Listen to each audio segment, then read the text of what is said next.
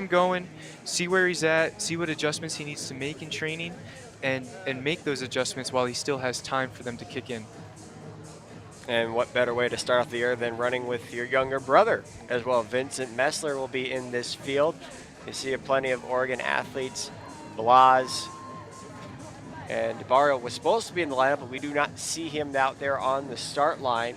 Instead, you also see Giuliani Scasso, sophomore for the Ducks. But it'd be interesting to see Ben Blas making his debut after winning the USATF U20 title in this event on home track last year. This will be the first opportunity we'll get to see him in an Oregon uniform for an entire outdoor season.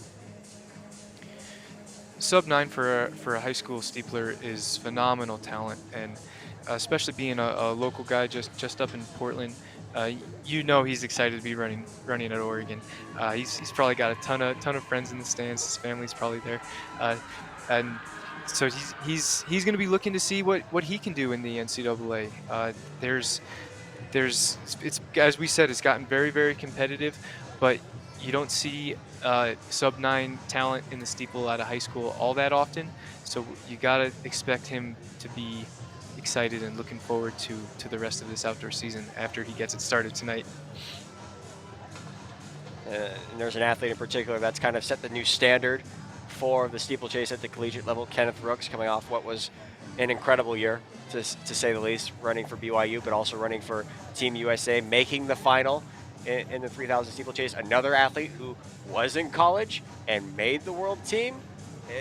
Again, the youth in this sport right now is so talented, and we're so spoiled right now, Robbie. The NCAA it's just exploded over the last few years, and to see Brooks fall in that USATF final and get up and win the whole race was something we haven't seen in a really long time. I don't know if we've ever seen it. So the talent is absolutely out there, as you see. Oh, Messler is pumped. He is so pumped.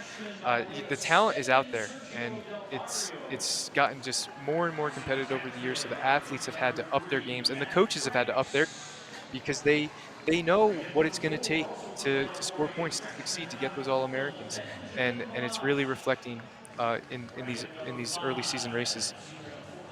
You see Ben Balaz right there on your screen, again from Sunset High School right up in Portland, Oregon, the U20 champion in the steeplechase last year. And then right next to him, a guy that kind of really had a really good indoor season, may not necessarily be talked a ton about just because he doesn't necessarily run with the pro team.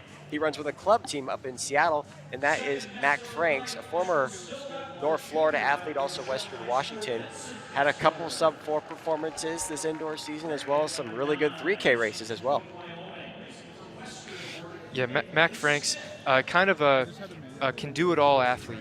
When you're a sub-4 miler, when you're a sub-8 3K runner, flat 3K a runner, those are kind of those parameters you're looking for in a steepler. And so yeah, he's out here looking to see what he can do with these kind of bigger names that you're seeing on this Oregon squad. So you see Messler on the outside, then Franks, then Blas for the Ducks, then Gus Harquail of Seattle, Scasso for Oregon, Jarrett Gillingham of Western Washington, Vincent Messler, the younger brother of Jackson, Bailey Smith from Western Oregon, just right up the road in Monmouth, and Kano Pagenti, St. Martin's, and then Jamie Christner of Eastern Washington.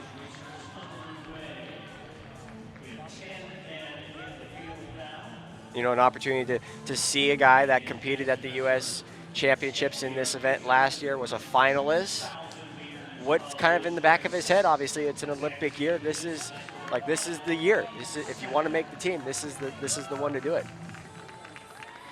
I'm looking at Messler, looking around, looking at the screen. I'm wondering if he's working with his brother. He's working with his Oregon friends here, and my guess is that he would be. Oh, we're hearing he is pacing. He's pacing through 2K. So he's given a strict pace that the Oregon athletes are going to be following. So you see Messler, of course, Messler a former Duck himself. It's always nice to come back home, although he really doesn't leave home since he still runs with the Oregon Track Club right here in Eugene.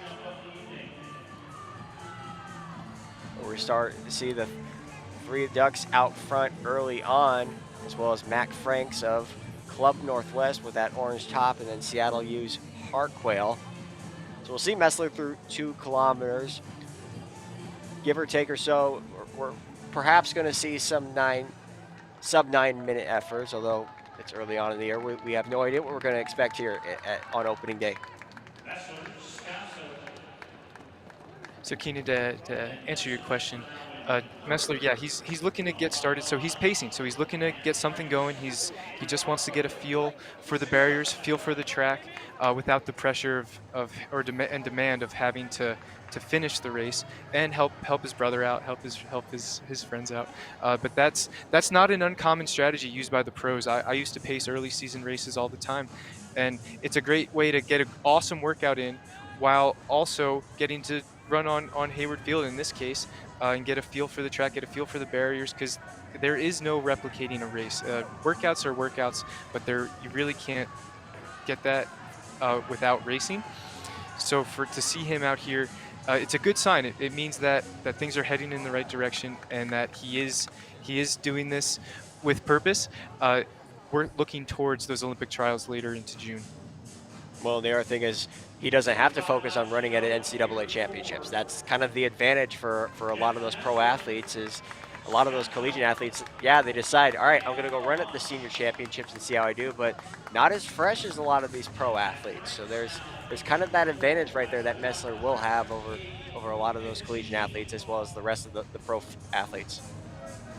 That's a great point you make, because when we were just talking about Nico Young and how he was able to run such an amazing 10K coming off of that NCAA championship, where he ran a 3K and a 5K and a 3K 2 days in a row, closing incredibly fast, up 1600s, and then less than a week later came back for that big 10K where he got that Olympic standard.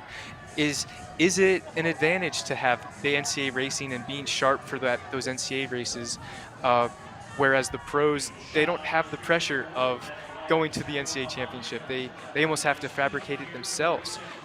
So is it an advantage? Is it a disadvantage? I guess it depends how you approach it.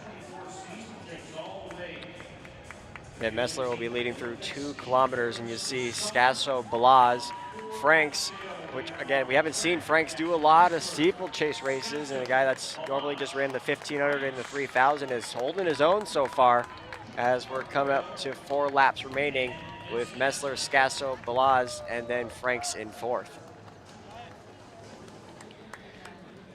I'd like to see Franks close this gap a little bit. The pace is fast. The pace is not too fast. It'd be great to see if he can regroup a little bit in the middle part of this race here to get onto that pack. It's a lot easier to run with a pack than it is solo. So if he can make this decision to move up there, get onto those ducks, he might be thanking himself at the end of the race.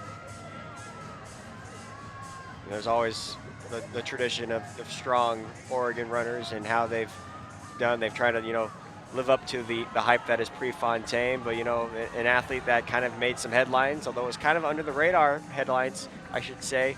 Matt Centrowitz announcing his retirement at the end of this season. Obviously, Robbie, you got to run with him in many USA championships, and you might have even beaten him too in a 2017 race, if we want to recall that one. But what has Central's legacy meant, not just the University of Oregon, but to USA running? Obviously, this is the last go for him. I've had such a great relationship with Matthew over the years. I remember first being introduced to him when I was a sophomore in high school. He was a senior, and he ran the 2 mile at the national championship, and he ran 8:41 for 2 miles, which back then was great. And more importantly though, the guy he beat was Craig Fories, who's from high school down the road from me, who I had just put up on the highest pedestal you can get. And as we're seeing Messler step off the track here, he did his job wonderfully. And for Centro, he's always been a champion to me. He's always been a winner, and he's the Olympic champion. No one can ever take that away from him. and that will forever be his legacy. And it was such an honor to be able to compete with him.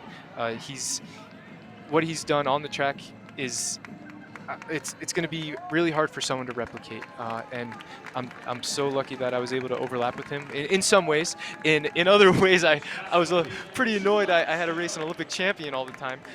But that's an experience that those are experiences that I'll never forget. And he what I will always remember. Well, I will always remember him as is a champion.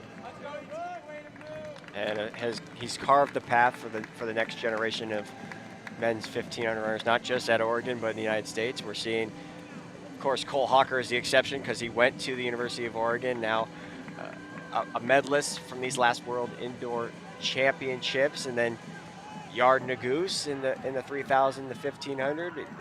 U.S. distance running is in a good spot, I think, right now, and we're starting to see that. We can see athletes like Scasso, like Blas, having good races early on. Franks having great races. I think U.S. distance running is in a good place right now.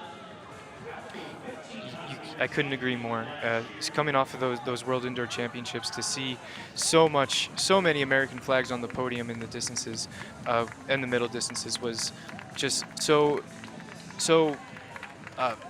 uplifting. It's what you want to see as an American distance running fan, and I see, especially seeing Nagoose and Hocker and Hobbs Kessler on that podium. Those are kind of the big major players into the 1500 this year, which is the event that I'm most excited about. But to see them firing on all cylinders in an Olympic year is extraordinarily exciting. 73-34 for Scasso on the bell lap. We see Franks now move up into second. Blas following back in the third. Scasso almost took a tumble there on that hurdle. You can start to see the fatigue set in. He's got 2 more barriers remaining as we got 200 meters to go. The water barrier coming up now. Scasso being chased down by Franks as Scasso takes a look over his shoulder as he tries to hold on here to the final 150 meters. And Franks now turning on the jets here into that home straightaway. Scasso, does he have enough to hold on here in the final 100? Franks now trying to see if he can chase him down.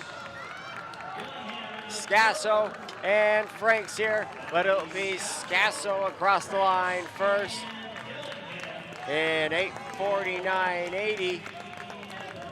And Franks 8:50.73, 72 last lap, a difficult last lap for Scasso, but it was able to hold on there over that final 200 meters or so. A little nerve-wracking, I guess you could say. Scasso showing some tremendous strength and grit to come off a wobbly third to last barrier on the backstretch and still be able to finish as strong as he did. And Franks, I wish he was listening to me. I think if he had pushed a little bit harder in the middle, he would have been a little closer to Scasso and maybe been able to smell the finish line a little bit better. But still a great finish for Franks and way to hang on from Scasso. That's very strong running. 8:49.80 for the win for Scasso. And Blas, who was top 3 from the majority of that race, finishing 4th overall. He runs 8:53.70. Then Jarrett Gillingham of Western Washington with the lifetime best 8:52.33. Franks finishing 2nd in 8:50.73. So Jackson Messler did his part in the pacing duties and was able to set up Scasso to finish that race off. We see the results on the left side of your screen. To conclude day 1 here of the Oregon preview, Juliana Scasso, winner in 8:49.80. All right.